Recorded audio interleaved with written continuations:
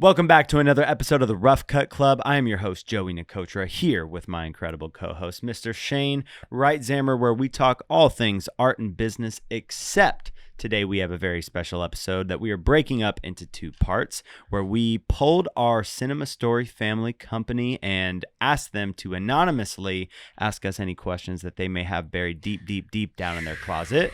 And this was a really fun episode. I got to learn a little bit more about Shane, and Shane got to learn a little bit more about Joey. Man, I love this episode. And if you want to hear Joey Nicotra drop some bars, you got to stick around for these episodes because, man, I had such a great time, learned a lot, and you don't want to miss it. Yeah, this is definitely one of those special episodes that I did not wake up this morning and think I was going to be rapping on the podcast.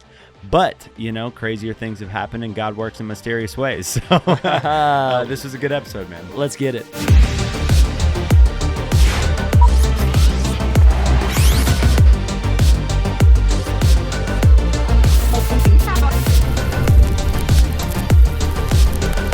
All right, man. Question number one. Uh-oh. I'm sweating. What is the lore behind your 10,000 dogs at home? You know, it's funny because we had to ask before this episode started what lore even meant, and Joey didn't know what lore meant either. And I felt so connected to Joey in that moment. It's true. He usually explains everything to me. And Bella is in the studio right now. She runs our podcast. She's the producer for the Rough Cut Club, and she had to explain lore. So I'll give you the tea or the backstory. There we go. To the 10,000 dogs. So, yeah, my wife and I are animal enthusiasts. My dad, before he passed, or his entire life, he was a veterinarian. So I grew up with a bunch of animals. My wife, she had like 3 dogs, 3 cats, had a lot of animals. So we get married and we're like, oh, we're going to have a couple of pets. That's fine. So we started rescuing animals. So we rescued our first one, whose name is Luca. She's a mama's girl. Then then there's like, oh, but Luca needs a friend, right? Don't let your wives tell you this. Oh, don't drink the Kool-Aid. You got to get everything in pairs, right? So they need a buddy. So then we got Remy was next. And then I think we... I don't know what happened with a third. Then it just became it spiraled out of control. Yeah. I was bad at saying no, and so then there was a third, and now there's a fourth, and so we have 4 dogs. She already had 2 cats of her own, and so we have 4 dogs, 2 cats, and and now we say now that you have kids, and we have 2 kids now. And we go, oh, we get it. That's why you only have like 1 or 2 dogs because, bro, it's a lot. It's a little zoo going on at the house. So there's a part 2 to this question, and it's what's up with the chicken farm? Yeah. Also, can I have eggs? Yeah, bro, I should have brought you. I have so many. No, eggs. that's what they asked. Oh, they want they some have of your eggs. Like, are Oh. your eggs like available for other people? I was Joey's egg plug all last year. I am a big fan of eggs, and I'm still consider you my egg plug. Okay, all right, and yes, everybody can have eggs. Right now, we're egg rich. So the tea behind that is, we moved out to the country. We are adapting to the farm life, and like, dude, I want goats. My wife wants a mini cow. I'm like, what? So we can make sliders? Oh my No, gosh. I want a like full size burger, please. Yeah. So she's like, no, they're pets, right? But chickens are awesome. They're messy, but they add value, right? They're popping out these little golden butt nuggets, as we call them. Oh my God! Every day, man, 1 butt nugget deposit for you, and you got these eggs, and man, they're so much better than the store bought. But maintenance is pretty low maintenance. You got to feed them, you got to clean their coop. But that's the tea. And yes, you can have eggs. I'm your plug. That's pretty good, man. I'm not gonna lie. Shane's eggs got it going on. Yeah. All right. All right. This is for Joey. Joey, what's up with your family connection to the Mafia? This is a very real thing. My great grandfather was actually killed by the mob, and thrown off of a building. And supposedly, the story goes that The Godfather was written, about like a true crime family like narrative, but the names of the families were replaced for the family's protection. And supposedly one of my family members was a character in the movie The Godfather, but renamed something different.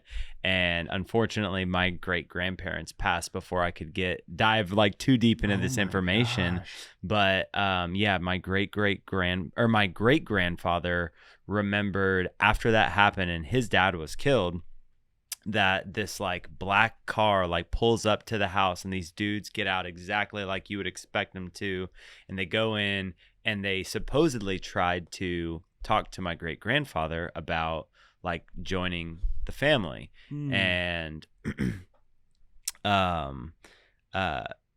supposedly like his godfather was actually the godfather at that time, something to that effect. And basically my great grandfather was so like broken that he had just lost his dad that he was like, no, screw you guys, I don't want to do this. And that's when like our mob ties ended at my great grandfather, but literally like it stopped with him because his dad was killed. Oh my gosh, how crazy is this? Joey Nicotra, the DP, the skateboarder, probably would have never existed if he had said no, because you probably would be in the mob right now in New York somewhere or Vegas. That's where my whole family's from. We're all from New York. And so my dad grew up in Long Island. And the only reason I'm in Texas is because my dad he made the jump to move here right when he graduated high school. And other than that, I'd be in New York right now, bro. That's insane. I'm going to have to start calling Joey the wise guy. The wise guy. You be sleeping with the fishes. Oh, that's too good. I see a movie coming up. Oh, right? Too. I love it. Okay. Ooh, this is actually a really good question. How do you, both of us, feel about musical movies? You go first. Okay. I'm glad because I'm not going to lie. Lately, I have really been getting into musical movies, and I'm kind of on a musical kick right now. And it's really, I think, become one of my new like cinema goals to film my own version of them. But my wife actually got me into them because for the longest time I was like, it's like country music. Like you just don't like it until you get into it and then you love it. But then once you start watching musicals, I'm like, man, especially when it's music that you really enjoy already. And then you watch movies that you're like, dude, this is just so entertaining and so good, and most of the time super wholesome, or if it's Boz, it's a tragedy. But it's like I've really been appreciating in this last year the art form of musical movies more than I ever have before, and it's now one of my goals to film one of those in my career. Yo, I think we have another idea for a short film like concept. Dude, we need to do. Oh, I would love That'd it. Well, be great. honestly, because like most people that have been listening to this know I love music videos, and music videos or musicals are the blend of music videos and narrative feature filmmaking. And it's like you get to film, 10 music videos in one narrative and weave in this amazing story throughout it and do these creative cuts and these creative worlds.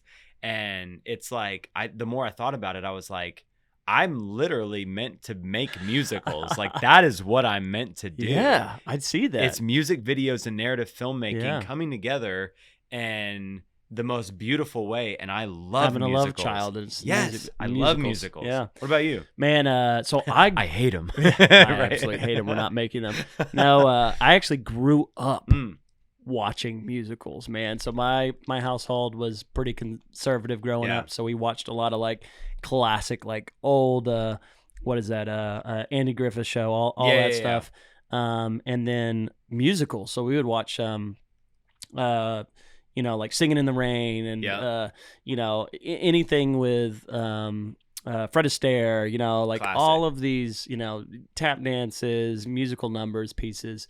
And so I would say I'm sick of musicals because I grew up watching them, but there's also like this like place in my heart because it's like memorable to me. It reminds me of my childhood, right? Nostalgic. Yeah. And so I haven't watched as many modern day musicals. I'm guilty. Yeah. Like I don't know if I could really say Yeah. the last modern musical that I've watched. So I'll put that on my list. What's the app? Letterboxd. Letterboxd. You got to get Letterboxd. It helps you. Hit me with some. I got you, bro. Hit me with the top 3 that I need to go watch. I'll start doing it. Okay. I love them. I do. Yeah. Because it is a different way to express cinema and art together. And I love how you said it's like blending music videos and narrative storytelling together. So I could see it being a lot of fun. Dude, I feel like I would just have the most fun in filmmaking if I was making a musical. Will you tap dance in it? Absolutely. Okay. Honestly, I would love to cameo in movies. Yeah. I will go full blown. What's the actor that's in all of his movies with the crazy last name? M. Night Shyamalan. There you go. Dude, I will go full M. Night in a musical. Absolutely. Nice. I love it. Definitely. What's funny is we literally just talked about a musical at lunch right before this podcast. That's true. And I was like, I watched one this weekend. Yeah. So I'm all about them. Timely question. All about them. All right. Here's the next one. How do you guys really feel about bad production gigs or crew members? How do you guys really feel about bad production gigs or crew members? Like bad crew members, I guess, too? Okay. Yeah, bad productions and bad crews. Well, the more of them that I do, the more that I continually strategize on how I don't have to get back in those predicaments again. And so, working with new crew is kind of a part of the process and what we do a lot of the times. And working with new clients that just the productions aren't that great. But I think the more experience that you get doing them, the more infrequent that they become because you learn how to avoid the clients or the productions that have red flags all around them before you even get to set. Yeah, that's good. See, I'm a fix it kind of person, solution driven. So for me, like a bad production needs to be fixed, right? How can I educate the client?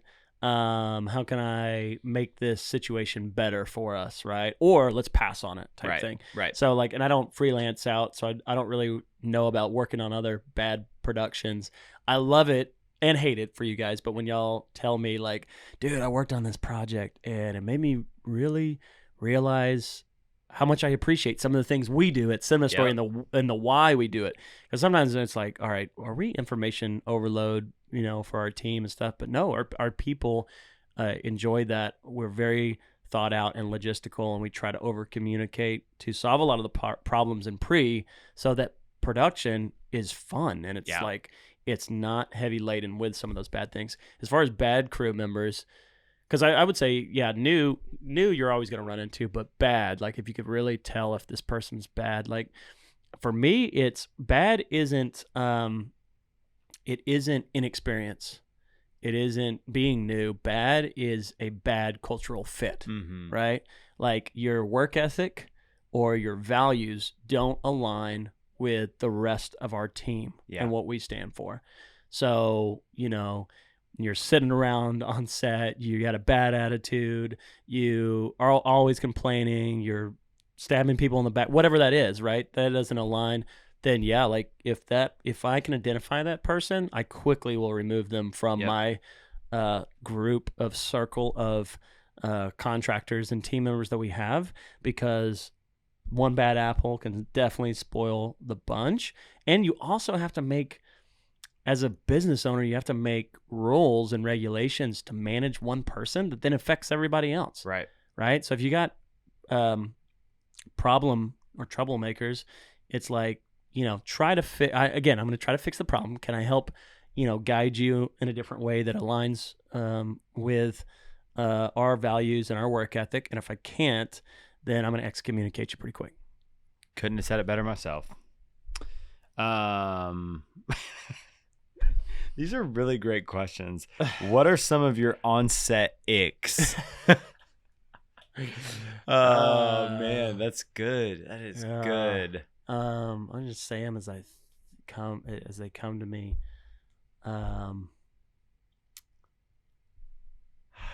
This is tough. We're gonna have to edit out this. I'm this think thought. I'm think there's man, we have really good I would say one onset ick. I think I got one. I'm trying to remember how it goes though.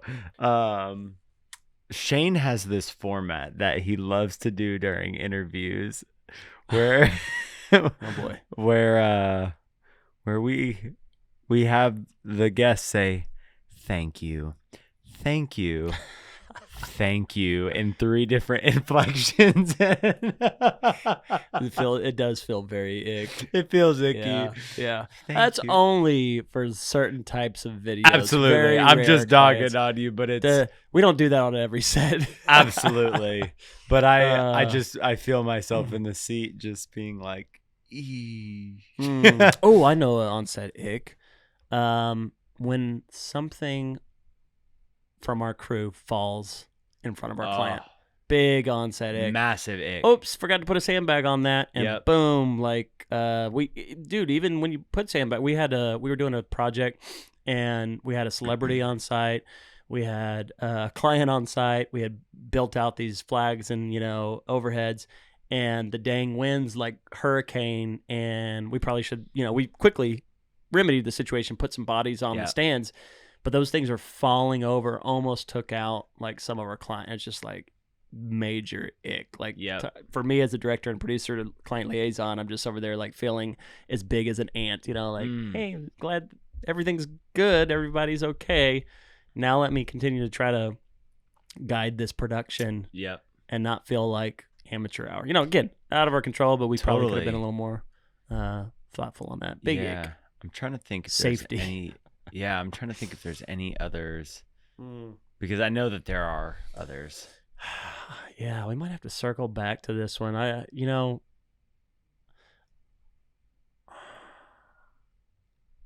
Is there an ick that I have, like that I do on set that you're like, gosh, I hate when he does that?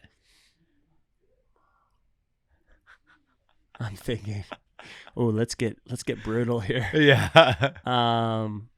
Oh, okay, this is a good one. Now, this is more just a personal. This is the way you can tick me off, is not communicating on set, right? So like if we're like, I'm like, hey, we got 1 hour, we got 30 minutes. A lot of times I'll be kind of doing the AD role on some of these things, and then I'm like, hey, let me know when y'all are ready, right?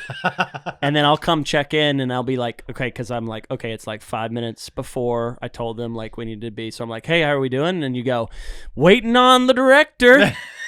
We're just waiting on the director, everybody. And the client, everybody's there, and I'm like, bro, you serious? And I'm just like, all right, cool, and let's go ahead and roll camera, roll sound. Well, which you haven't done in a really long time. I feel like I've said camera set on the project, and you were mid conversation and didn't hear it, and he's I like let this. you He goes like on. this. Camera set. Camera's ready.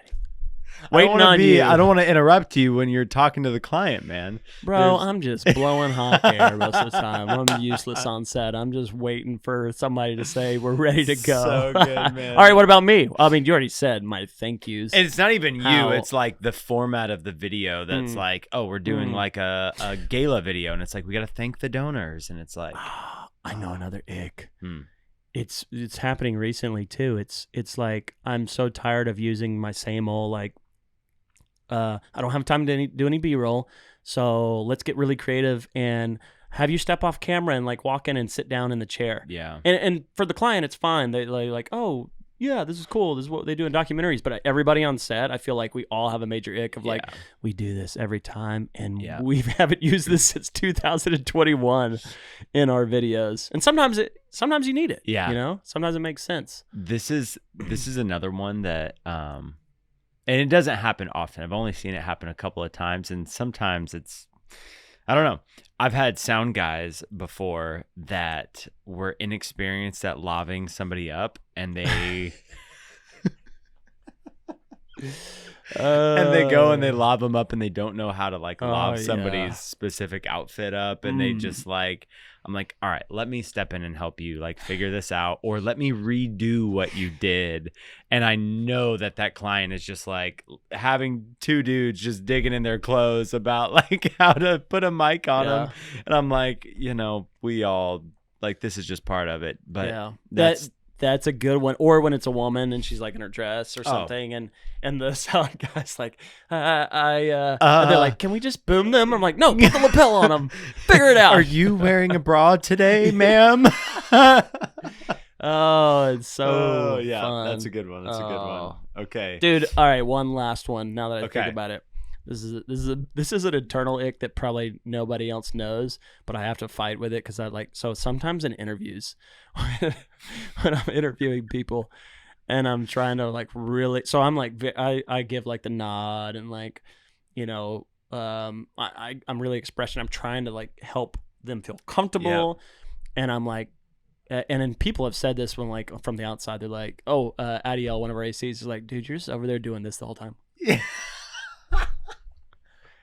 And you're like, you're really into it. And I'm like, dude, I'm trying to give them positive encouragement. Bro, I got to be honest. On all the other projects that I DP, none of the other directors positively reaffirm the guest as much as you do. You got it going on when you positively affirm them. Okay, and then I got to get transparent. Sometimes when I zone out and I forget what they're talking about, and I'm just still like nodding. I'm like, I wonder what's thinking about lunch. All those dogs and those chickens you got at home.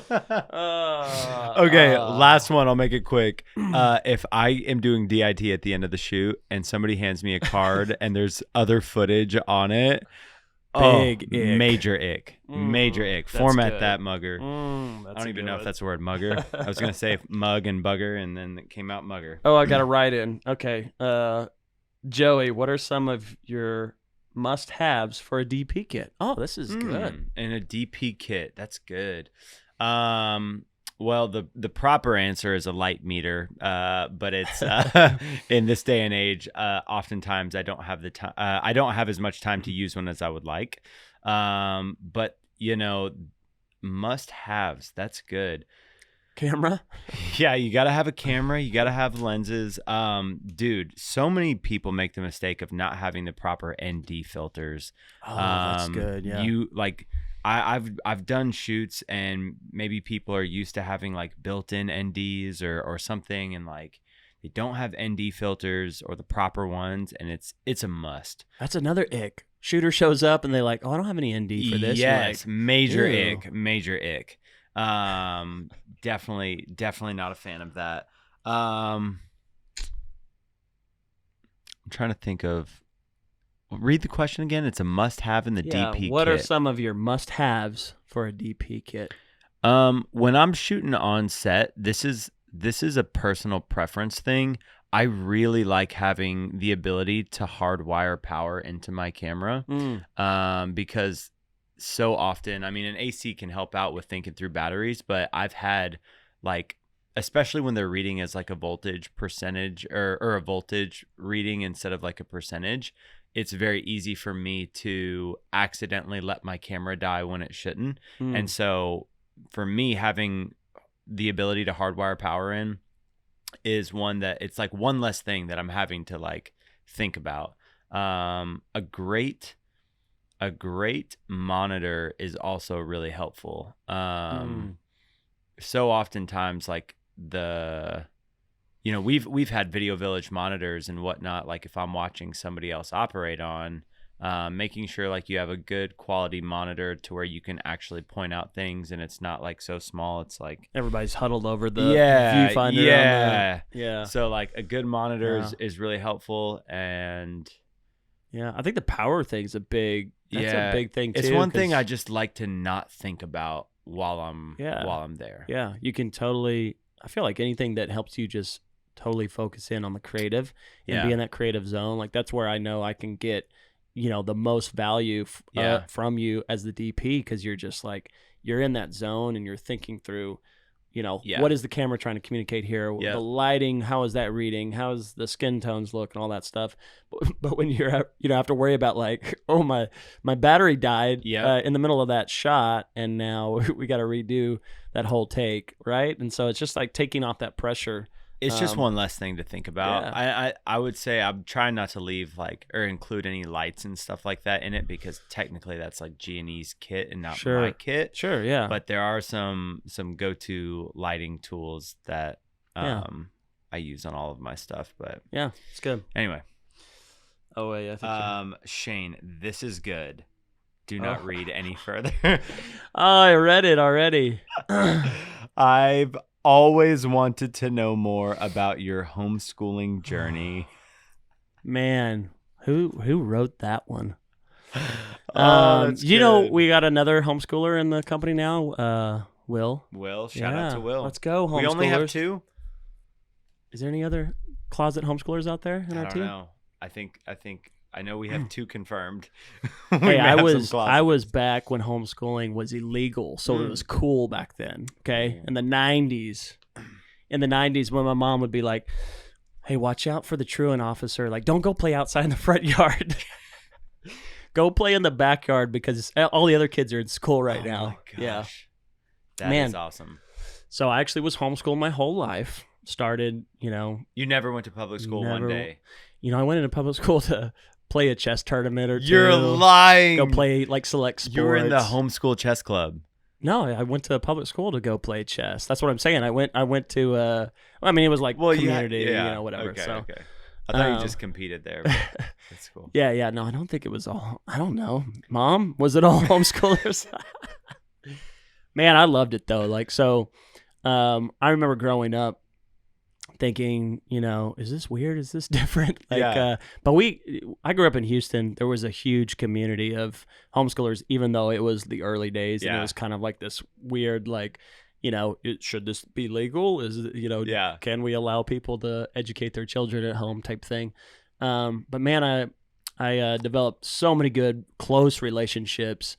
Because they have to be when you got 10 people to choose from. You gotta pick your friends close. No, I'm kidding. There was over hundreds of kids that we got to socialize with. So you were in like a co-op program, right? Yeah. So there was definitely co-ops that like we would actually go do like kind of group classes too on. I think it was Tuesdays. I was actually part of a production, a choir and like performing like theatrical troupe called Joyful Sound. Nice. Every Tuesday we would get together, and that was one of the best days because, bro, there was girls there. there was other bros to hang out with, and so and there were girls there. There were girls. Yeah, and so it was awesome, man. And that's cool. Some of my best friends growing up, I met them through that, and I think part of the creative, my love of music and performing arts and visual arts, some of that was nurtured through that organization called Joyful Sound, started by Paula Spencer, who is the mother of one of my best friends, Lane Spencer. And so that was a great time. Met a lot of great buddies. Didn't really know any different. I mean, even through high school and stuff, I was like, this is what it is. We still played a lot of sports. Again, it was like, select, sport team or community sport teams. Yeah. Looking back, I always wonder, could I have been the next John McEnroe? Could I have been, Johnny Manziel football? Right? Probably not. Probably no to all of those questions. But Shane is an amazing disc golfer. You do have a extraordinary talent in disc golf. I'll bring the heat. Man, I played tennis. I played baseball. I didn't play any football. I played basketball, athlete, played a lot of sports, man. But I always go, what was it like to be on a team, like a actual school team, and then also have the opportunity to potentially get picked up and looked at. So my nephew now, he was homeschooled as well. I think he's done some private and some homeschooling, but it's different now. Like they have opportunities to play on, sports teams that are getting looked at, by the minor leagues and by colleges and stuff. And so even at his age of like 12, I was like, wow. What? They're already like scouting and like know who people are. It's crazy. So Do you think that you're going to homeschool your daughters? That's a good question, man. We've talked about it. We still got a couple of years to figure it out. I think we're leaning more towards like private school, or some sort of hybrid, or if I can be like Elon Musk one day and just create my own school for my kids. There right? You handpick the teachers and handpick the curriculum. I do enjoy. I think specialized education is very interesting. And so I think with homeschooling, obviously, everybody there are state regulations that things that you have to learn and stuff even in that format. But I think there's a way for you to specialize in things. When the timing is right for that kid, if they know kind of a direction that they want to explore, even right. You don't have to know everything, but explore it. So. Yeah, man, that's the journey. There you go, man. And Sydney was homeschooled for a little bit too. Yeah, that's right. High school, right? Till 8th grade. But it was okay. Co-op, and so yeah. Wild, man. Well, let me last thing on homeschooling. I was in the era where homeschooling was, like I said, almost illegal and like I'll say cool, but. Really, it was when everybody was wearing the high water. Like you could tell, you could spot a homeschooler a mile away. Yep. You were like, that kid's homeschooled by their outfit. They're radiating homeschool energy. Yeah. Now, let me ask you, when you met me, did you automatically know this kid's homeschooled? I don't think so. I don't think so. You did pretty. You're no longer a recovering homeschooler. You have fully recovered. I gotta work on my homeschool. You gotta bring back the high waters, bro. I might be under the table right now. So good. It's laundry day. That's awesome. That was good. That made me blush. All right. Joey. Oh, I got one for you, buddy. Okay. Another ride in. Okay. Did you ever have to explain the importance of DPs to a client before? The importance of a DP to a client. There have been some clients that didn't fully know all that went into being a DP. Even recently, like, a lot of them think you throw up a camera and just use the natural light if you're outside, and some of these things that they're not really aware of what all goes into what I do. And so sometimes I have had clients that I've had to educate on like how important the nuance of what I do is. But most people, there's a lot of clients that don't know the difference between like a videographer and a DP. And there have been clients that... What's the difference? Well, I would argue that run and gun filmmaking is videography, and having leadership in a team and really working with a team of hyper specialized people to do their function and light and create cinematic images at a higher level. I mean, it's probably a bad definition of it. I need to work on my like elevator pitch of a definition, but I think the biggest thing in being a DP is you're leading a team of people most of the time to create higher quality images than you could get if you were just doing really, really good run and gun filmmaking. Yeah, that's good. So, no, I asked because I have to educate like brides, clients for when we do our wedding films. And so I always say, we have cinematographers. We don't have videographers. And the difference is videographers, they're great. They're capturing the moment pretty much how it is and how it's presented. But a cinematographer is using light and framing and storytelling,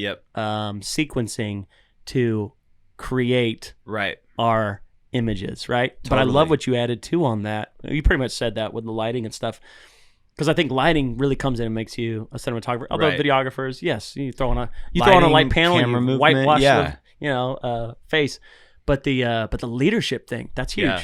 That's huge, actually, because you're not only leading the camera team, but you're really communicating the lighting department. You're interacting with art department. You're the liaison with the director that's helping bring certain story elements that are important to the narrative to life. Yeah, and giving meaning to their story with how you move the camera, how you light the image, and all of that as well. And that's my elevator pitch, my sales pitch to brides is that we hire and or train our filmmakers to be cinematographers, not just videographers. We want to shape the environment and not just capture the environment. So yeah, dig it, man. That's good. All right, Joey, this one's for you. Talk about your passion. Talk about a passion you have that you don't know about yet, or that's or that we don't know about yet, or that's unrelated to filmmaking. Oh yeah. Well, some people know this, but I am passionate about real estate too. I'm also passionate about cryptocurrency, so I'm kind of in the crypto game, or at least was until big spike. Big recently spike when this podcast aired. Yeah, but I do dabble in crypto. I dabble in real estate investing and stuff like that, and I've flipped a couple of houses. But I will be honest, this is not come out on the pod yet, but I have recently been trying to figure out a way to reconfigure my life in a way that allows me to go snowboarding more. I know this sounds crazy. I know it sounds crazy, but there's some people out of the year that get to snowboard, several weeks or several months out of the year. And I'm like, man, if I could just change my life up a little bit, I would be up in the slopes and on the mountain more than I currently am living in Dallas, Texas. Don't break any more wrists, bro. I'm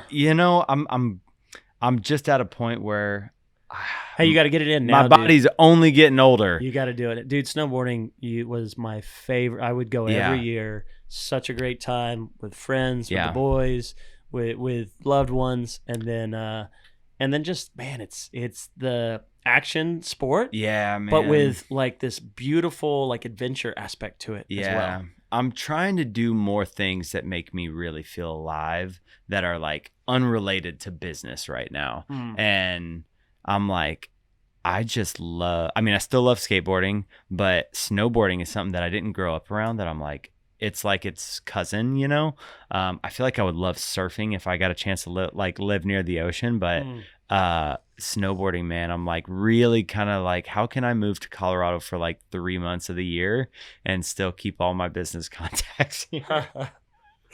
What about you, man? AI. That's when AI is making the videos for you. You just got to shoot it once and let AI roll out all your content. True. What do you have a passion that's unrelated to filmmaking that we don't know about? No, I don't have any time for passion, but that's going to change soon. Like you, I'm trying to make changes in my work-life balance so that I can pursue more of those things. In fact, a new initiative that I'm kicking off that I just tried this past Friday. I took a half day on Friday, and I got sick. And I was like, oh, there's my sign. Okay, yeah, I'm supposed to just work 24/7. I love work. I'm addicted to it. But there's that burnout, metric. And when family's there, family is first, and so I don't know. Ask me that next time we do a Q&A. I'll let you know what my passion is then. I'm also trying to get better at billiards. That's something that I'm trying to get better at. Random thing that I'm trying to get better at. Okay, I'll teach you some things. Actually, I think last time we played, you might have beat me. So, well, we are due a billiards Oh, game. absolutely. I will run it up any day of the week, my friend. All right, we got to write in. Do you think streaming has lowered the quality of films? Has it affected the consumption of film? Yes and yes is my answer to that, in short. Yes and yes. But I think it's also a good and a bad thing too. Accessibility is awesome. But then it's saturation too, right? Like you gotta find your provider that is providing good content. Like, to me, think about this. Yeah. I got behind Netflix, I was like, Netflix subscription, because like everything they're putting out, I'm like, it's high quality, good storytelling. My wife and I watch a lot of the like murder docu-series things, episodic. I swear she's gonna put me in the backyard one day. So we watched that, but then when you go like, I used to never think of Amazon Prime, dude. I go, Amazon Prime is like everything's on there, and there's like the quality. There's nobody curating that Like Netflix is curated. And so, and that's why you go, yeah, I'll pay $15 for Netflix and, Right. Amazon Prime. Oh, it's lumped in with my, Amazon Prime, membership anyways. That's how I've kind of seen it. So it's like, it's cool because it's an accessibility thing, but then you do have to know like, well, I like this show. So how many platforms do you have to have? Right. I've got, so many. And then Yeah. my wife and I the other day were like, are we watching anything on Hulu? And when is the last time we watched something on Hulu? Yeah. And we go, why do we still have this app? And then it's like the algorithm hears you and starts serving you ads, and you're like, Right. oh, I didn't know, Yeah. Brooklyn Nine-Nine's on there. I don't know, some show, Yeah. and you're like, yeah. So then you go and you keep your sub for, a whole nother 3 years. And Right. You use it twice. Right. Yeah. Yeah. I would say, in thinking about that, in short, I agree. Yes and yes. And I'll leave it at that. Okay. We got 2 left. I love this. Shane, what inspired you to pursue filmmaking? Oh, I love the next one that I have for you. You haven't. Oh, looked maybe. yet. Oh, maybe. Okay, good. Yeah. I have 2 more for you. Oh, what inspired you to pursue filmmaking? Oh, I don't know. I'm 40, bro. I can't remember that far back. No, I'm just kidding. I think it was. I really think the love of cinema in my family was a big starter of that. Like my dad, I remember like sneaking it, my dad and I watching like a war movie while my mom was at a conference or doing something, right? And that was like, he just appreciated like good action movies, and we got to experience that together. Yeah. And then on my mom, and then we watched, musicals. We watched all the classic films, dude. I had a classic film education growing up, and I missed a lot of the modern 90s movies because, maybe they had thought like, all right, we don't want to show our kids this. So then I had to like catch up on my 90s, later in life. Anyways, homeschool life again. There you go. But I think also what impacted me was my mom was capturing everything. They were the family with a video, My mom was the same way. Yeah, it must have been that generation of, because it was accessible, right? Right. Like before it was film, it's harder. Then it was like, they started to get VHS camcorders. Yeah. And stuff. Yeah. It was the big things they had to carry around and all this stuff. And so I just see her documenting life so much. And I thought that was really, and then you watched yourself too. Like sometimes you'd watch the home movies and, let's watch your last birthday, and you'd have that moment. I think I saw the joy that brought not only my family or other people. Like, my mom would do it for a friend's, birthday or something. She would, maybe get some footage or photos, right, and share photos for them. So I think that kind of got me interested into like just the idea of capturing and creating. And then later, I think when I started investing and buying my own stuff. So I bought like the Canon XL1S and stuff. And I wanted to create content that brought other people entertainment and joy. Right. And so you're kind of like, how can I capture like real life moments and stories? And then it was like, how can I create a cool like short film about, a horror film that happened, or like an action film with your buddies in the backyard, and there's got to be some stuff on some tapes laying around somewhere that I should really like cut into a film. Should be fun to go back through. But yeah, I think was the initial, like if I had to go all the way back to like the very basic beginning roots, that was probably the beginning of the pursuit of filmmaking. Wow. That's awesome, man. Very fascinating for sure. All right, Joey, spit your poetry.